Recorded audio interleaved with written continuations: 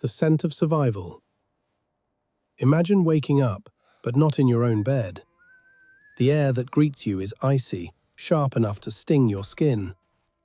There is no electricity humming, no traffic rolling in the distance. Instead, the world around you breathes in slow, ancient rhythms. Cattle lowing, timber groaning, a lone church bell echoing across a village still half asleep. You inhale, then choke.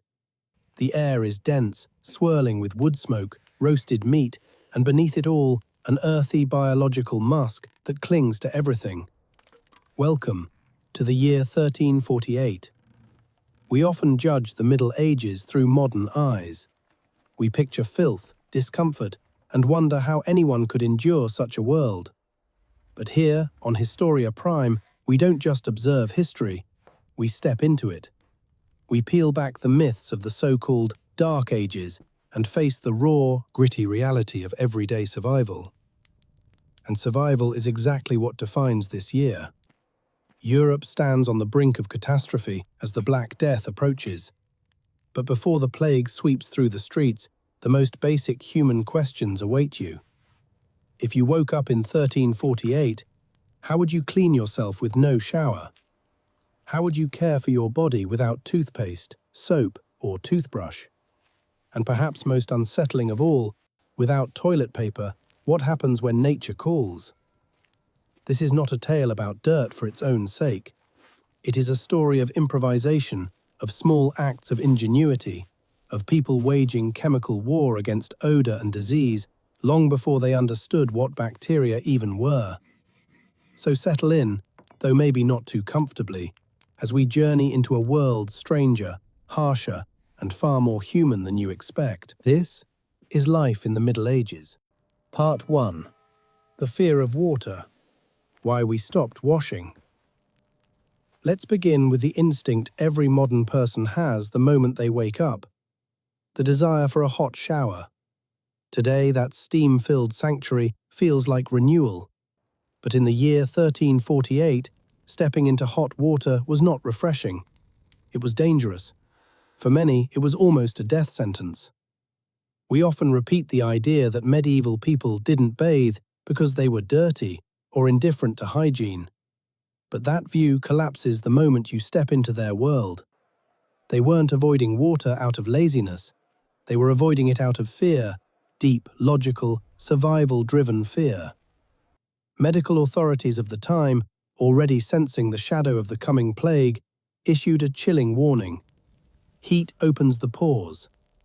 And to a 14th century mind, a pore was not just a tiny part of your skin, it was a breach, an opening in the fortress of your body where poisoned air could invade. This wasn't superstition for them, this was strategy.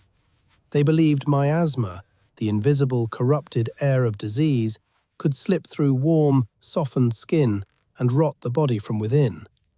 And so, the very thing we now associate with cleanliness became a doorway to death. In that world, grime wasn't filth. Grime was armor. A thin, oily barrier stood between you and an early grave. So if a shower could kill you, how did anyone stay clean? This is where medieval ingenuity steps in, the great cheat code of the era: linen. For nobles and wealthy merchants, hygiene centered entirely on the linen undershirt. High-quality white linen was believed to draw impurities out of the body like a sponge. When you sweated, they believed the toxins traveled outward into the fabric, purifying you without a single drop of water touching your skin. Picture the scene. You stand beside your bed, your feet on rushes that haven't been replaced in months. There is no soap, no basin of warm water. Instead, you take a coarse linen cloth and rub your skin vigorously, believing every pass of the fabric is pulling sickness away from your body. A wealthy man might change his shirt 3 or 4 times a day, each crisp, fresh layer a badge of purity. White linen became a status symbol, a quiet announcement to the world that you were clean without ever risking a bath. But what of everyone else? The peasants, the artisans, the people who filled the streets. They washed too, but selectively. hands and face, top and tail. Enough to be presentable, but never enough to open the pores. Full bathing only happened in moments of bravery or necessity, often at public bathhouses. These bathhouses once thrived. London had 13 in the 13th century, Paris had 32. They were lively places to socialize, eat, even flirt. But as fear of corrupted air intensified, these hubs of warmth and steam were reimagined as death traps. By the time the Black Death swept across Europe, the message was simple and final. Stay dry, if you want to stay alive. And now, a question for us. Think back to the last time you felt unclean, the last time you rushed for the shower because something on your skin felt wrong. Now imagine believing that the very act of washing could open your body to death. How quickly would your definition of clean change if your life depended on it? Part 2. The toothworm and the linen rub. Now that you're wrapped in what you hope is fresh linen, you run your tongue across your teeth. They feel fuzzy, rough, almost mossy. Instinctively, you reach for a toothbrush, except it doesn't exist yet. In 1348, the morning routine we take for granted simply isn't an option. So the question becomes, how did anyone keep their teeth from falling out? Despite the popular image of medieval mouths as blackened ruins, the truth is far more surprising. People in the Middle Ages valued white teeth, fresh breath, and a pleasant smile. And in many cases, their dental health was better than we imagine. The reason is simple. Sugar, the modern destroyer of enamel, was rare and expensive. Only the wealthiest could afford enough sweetened foods to rot their teeth. Yet even without sugar, oral care in 1348 was a challenge. Your daily toothbrush would likely be a hazel twig. You'd chew the end until it softened into a brush-like fringe, then scrub your gums with it. If you had money, your cleaning ritual became more textured. You might rub your teeth with coarse linen dipped in a homemade paste designed to scrape away residue. And these pastes were not gentle. Medical texts of the time recommended crushing burnt rosemary, grinding animal bone into powder, or mixing these abrasives with salt. Imagine dragging ground bone and ash across your teeth every morning. It was dentistry by friction, effective but brutal. For those who wanted truly dazzling teeth, the famous medieval compendium, the Trocula, offered stronger methods. Polished walnut shell, burnt marble powder, and even rinsing the mouth with warm wine to dissolve lingering debris. If your breath was unpleasant, you chewed fennel, parsley, or cloves, not for refreshment, but to mask whatever deeper problem might be lurking. But if pain struck, deep, throbbing, unbearable pain, the story darkens. Medieval dentistry was not science, it was survival. Without anesthesia, without antibiotics, without any understanding of bacteria, a toothache became a nightmare. The leading explanation was the toothworm, a mythical creature believed to burrow into the tooth and gnaw from within. To drive the worm out, healers suggested inhaling the fumes of burning henbane seeds or stuffing the cavity with strange, often toxic mixtures. When none of that worked, there was only one person left to call: the barber surgeon. Picture it. You sit in a simple wooden chair, possibly in an open market square. People pass by as if nothing unusual is happening. Your surgeon approaches, not a physician, but a man who cuts hair, lances boils, and sharpens knives. Today he brings out iron pliers. There is no numbing, no comforting words, only raw force. He grips the tooth, twists and yanks. The relief is immediate. The danger is enormous. Infection, blood loss, fever, anything could follow. And yet, this was the norm for centuries. It makes fluoride feel like a modern miracle. But it also reveals something timeless. Humans have always cared about their appearance, their health, their confidence. Even with nothing but twigs, charcoal, and wine, people in 1348 fought every day to maintain their smiles.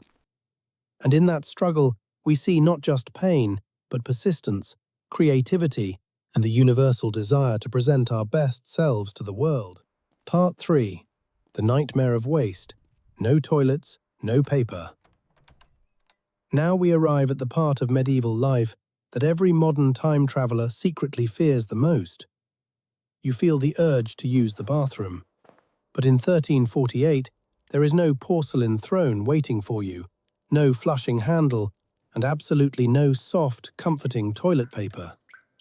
What awaits instead is a reality far stranger and far harsher than anything in your home today. If you were a king or a noble living in a stone castle, you might retreat to what was called a garderobe. The word sounds elegant, even luxurious, but in truth, it was nothing more than a cold stone seat with a hole carved into it, perched high on the castle wall. Whatever left your body simply fell, down a vertical shaft, splashing into the moat or a cesspit below. And here is where medieval logic takes a wonderfully bizarre turn. Inside that same garderobe, hanging above the very opening, you might find the lord's most expensive velvet robes. They weren't stored there by accident. The ammonia rising from the human waste was so potent that it killed fleas, moths, and every cloth-eating pest that plagued wealthy wardrobes. To them, the castle toilet doubled as a fumigation chamber. Their finest clothes and their filthiest room sharing the same air. But step outside the castle walls and the world becomes even less forgiving. For ordinary people in London, or for villagers scattered across the countryside, sanitation was a crude negotiation with survival. Most families relied on a backyard cesspit, a simple hole in the earth, sometimes lined with planks or stones, but never sealed. Liquid waste seeped into the soil, often right into the groundwater people drank. The solids remained behind, slowly building, festering, producing fumes strong enough to make even a hardened peasant gag. And after you finished your business, the next question is unavoidable. With no toilet paper, what exactly did you wipe with? In a world before mass-produced paper, hygiene was whatever nature placed within reach. The wealthy might use scraps of linen or soft wool, but for the vast majority, the ploughman, the washerwoman, the apprentice carpenter, your options grew wild. Moss became the medieval favorite. Soft, absorbent, gentle on the skin, it was nature's original wet wipe. Archaeologists have found piles of moss in medieval latrines, especially species like Necera complanata, suggesting people harvested it intentionally for this purpose. If moss was scarce, you reached for hay, straw, grass, or broad leaves. And if even that failed, you turned to smooth stones or broken pieces of ceramic, ancient tools passed down from the Greeks known as pessoi. Effective, perhaps, comfortable, not remotely. This entire system produced a relentless biological feedback loop. Because people rarely washed their hands afterward, not out of laziness, but because soap was precious and water was feared, intestinal parasites became an uninvited but permanent companion. Nearly every adult, from bishop to blacksmith, carried worms. It was the silent tax of medieval life, draining energy in a world where calories were scarce and strength meant survival. And now, a question that cuts sharper than any history lesson. If you had to choose, right now, between straw, a smooth stone, or a clump of moss, which would you pick? Because that was the daily decision for millions of our ancestors. A decision made in mud-floored huts, stone-walled castles, and everything in between. It makes you look at your bathroom differently, doesn't it? Part 4. The Gong Farmer. Heroes of the Night. But now we reach a darker question, one that hangs over every medieval street, every cramped house, every castle wall. If thousands of people were filling cesspits every day, where did all that waste actually go? Because without intervention, a city like London would not just smell foul, it would drown in its own filth. And this is where one of the most extraordinary, least celebrated figures in human history, steps onto the stage. Enter the Gong Farmer. Their title comes from the Old English gang, meaning to go. Fitting, because they were the men who dealt with what everyone else left behind. They were the ones who kept the waste flowing out of the city so that life could continue inside it. Their work was so reviled that they were only allowed to labor under the cover of darkness. From 9 at night until 5 in the morning, while respectable London slept, the Gong Farmers emerged. They were the night men, silent silhouettes climbing into pits no daylight ever touched. Now imagine their task. A Gong Farmer had to descend physically into the cesspit. Picture a ladder disappearing into a black hole, the air thick enough to make your stomach turn before your feet even touch the bottom. Down there, the world closes in, warm, suffocating, and foul. Human waste, sometimes a year or more old, rises to your waist. You shovel it into buckets, each one hauled up by a rope man, then carried off by cart. This is not exaggeration, this is the job. And the danger was unbelievable. Methane and hydrogen sulfide filled those pits. One wrong breath, one unseen pocket of gas, and a man could collapse instantly. Records show Gong Farmers, who simply never climbed back up, suffocated in the very waste they were trying to remove. Then there were the structural risks. Cesspits rotted from within, floors collapsed. The tragic tale of Richard the Raker in 1326 still haunts the archives. He wasn't even working, merely using his own privy when the floorboards gave way. He fell straight into the pit below and drowned in sewage. A horrifying, lonely death that revealed just how fragile medieval infrastructure and life could be. And yet, for all the danger, Gong Farmers were paid well. 2 shillings per ton of waste removed, a significant wage in the late 15th century. What they collected was hauled outside the city and sold to farmers as fertilizer. Nothing was wasted. Even human waste re-entered the cycle of survival. And perhaps that is the point where our perspective shifts. Because when we look at Gong Farmers from the comfort of the 21st century, our first reaction might be disgust. But the truth demands something far deeper. Without them, medieval cities would have collapsed. Disease would have spread unchecked. Streets would have become rivers of rot. These nightmen were the frontline workers of an age before sanitation, before science, before germ theory. They held back a tide of death with nothing but buckets, rope, and courage. So when we speak about heroes, we must remember them too. Men who descended into the darkness so others could live in the light. Men who carried the weight, literally, of an entire city's survival on their shoulders. The Gong Farmers remind us that civilization is not built only by kings, scholars, and warriors. It is held together by those willing to do the work no one else will touch. And that truth echoes across centuries. Part 5. The Cloud of Death, 1348 and the miasma. We have explored how medieval people washed, brushed, and managed their waste, but now we step into the true terror that defined the year 1348. The Black Death is no longer a rumor carried by merchants or whispered in monasteries. It is arriving, and to understand how people lived, we must understand what they believed was killing them. In our modern world, we know the culprit, Yersinia pestis, a bacterium carried by fleas riding on rats. But to the medieval mind, the plague had nothing to do with microbes they could not see.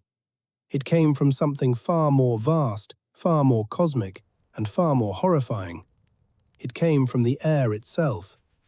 They called it miasma, corrupted, poisoned air. An invisible cloud capable of slipping through windows, creeping under doors, and suffocating entire cities. And this belief shaped every decision they made about hygiene, safety, and even morality. People believed the sky had turned against them. Scholars at the Paris medical faculty declared that the planets themselves, Jupiter, Mars, and Saturn, had aligned in Aquarius in 1345, creating a celestial disturbance that poisoned the atmosphere. Others blamed earthquakes that cracked the Earth's crust and released noxious fumes. And to many, it felt as if the very breath of God had turned foul. If the air was the killer, then sanitation became a battle of sense. London's streets, already crowded with animal dung, rotting meat, butchered entrails and waste, became sources of terror. Every foul smell was no longer unpleasant, it was potentially lethal. Authorities scrambled to clean up. In 1357, new laws forbade dumping waste into the Thames, though few obeyed them. Filth was too deeply woven into the rhythm of daily life. But individuals didn't wait for the government. They fought back the only way they knew how. They fought bad air with good air. Walk through London in 1348, and you would see men and women clutching posies of flowers to their noses. Lavender, mint, sage. Anything fragrant enough to build a tiny fortress of scent around their face. Others carried sponges soaked in vinegar, believing the acidic fumes could neutralize the poisoned atmosphere. The wealthy walked with pomanders, intricate metal spheres filled with ambergris, musk and herbs, swinging gently from belts or chains, creating a fragrant bubble they hoped death could not penetrate. Cities lit fires in the streets, burning juniper, rosemary, pine, anything aromatic enough to cleanse the air. Homes smelled of scorched plants, and smoke drifted between buildings like makeshift shields against an invisible enemy. Even the church joined the battle, offering spiritual explanations for a physical disaster. The Bishop of Winchester declared that the plague was God's punishment, a divine infection of the air brought about by human sin. His solution was processions, barefoot crowds marching together, chanting, praying, pressing close in shared desperation, ironically creating the perfect conditions for the plague to spread faster. When we look back, it is heartbreaking. They were fighting so hard. They noticed the right patterns: filth, proximity, suffocation. But they misunderstood the mechanism. They sealed their windows to block out the bad air, not realizing they trapped themselves inside with fleas and rats. They purified the air with flowers while the real threat crawled under their feet. And yet, in their fear, we see a profound truth. Humans will do anything, to protect one another from the unknown. Their battle against miasma was misguided, but it was courageous, desperate, deeply human. It reminds us that survival is not always about having the right answers. Sometimes it is about the relentless will to fight, even when you cannot see the enemy closing in. Part 6. Survival Skills. What we can learn. And now, as we step back from the grime and fear of 1348 and return to the safety of the 21st century, we must ask ourselves a deeper question. When we look at medieval people, what do we truly see? Do we see a population that was filthy, uneducated, hopelessly outmatched by disease? Or, if we look closer, do we see something far more impressive? What we should see is resilience. Think of the medieval peasant's immune system. It wasn't shaped by multivitamins or filtered water. It was forged in constant battle against bacteria, parasites, bad air, spoiled food, and wounds that would send a modern person straight to the emergency room. They survived because their bodies adapted to a world that pushed them to the brink every day. And consider how they used every resource around them. Nothing was wasted.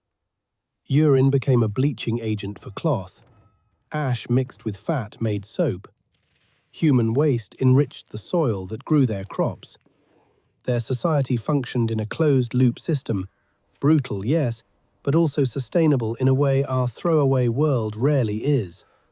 They were also skilled herbalists, long before the word medicine meant pills in a bottle. They knew vinegar could disinfect. They understood that sage, mint, or fennel could freshen the breath or ease infection. They weren't ignorant. They were resourceful within the hard scientific limits of their time. And this is where the lesson reaches us. We live in an age of hyper-sanitization, where a missing bottle of hand sanitizer can feel like a crisis, and an empty store shelf of toilet paper can stir public panic. Yet our ancestors survived with moss, linen scraps, vinegar-soaked sponges, and a courage that dwarfs our daily complaints. They endured a world where half of the people around them might die in a single season. And still, they planted crops. Still, they raised children. Still, they built cathedrals that touched the sky. Their hygiene story is not a story of laziness or neglect. It is the chronicle of a relentless, often heroic struggle against their own biology. A fight to stay alive in a world that offered no guarantees. Cleanliness was not a convenience. It was a battle. A luxury won through hard labor, bruised knuckles, and knowledge passed down through generations. And perhaps the greatest lesson is this: survival is not about having everything. It is about adapting with what you have, fighting with what you know, and refusing to surrender even when the world turns against you. That spirit carried them through 1348, and in its own way, it carries us still. Conclusion: the legacy of the unwashed. And now, as we step out of the year 1348 and return, gratefully, to the comforts of the modern world, take a moment to breathe it in. Clean air, running water, soap, light. The small miracles we barely notice, but that would have felt like sorcery to anyone living through the terror and uncertainty of the Middle Ages. The next time you turn a faucet and hot water pours out instantly, remember that for centuries, people feared a simple bath because they believed a warmed pour could invite death. And the next time you walk into a restroom, pause for just a heartbeat and honor the Gong Farmer, the silent guardian who waded waist-deep into darkness so an entire city could survive another day.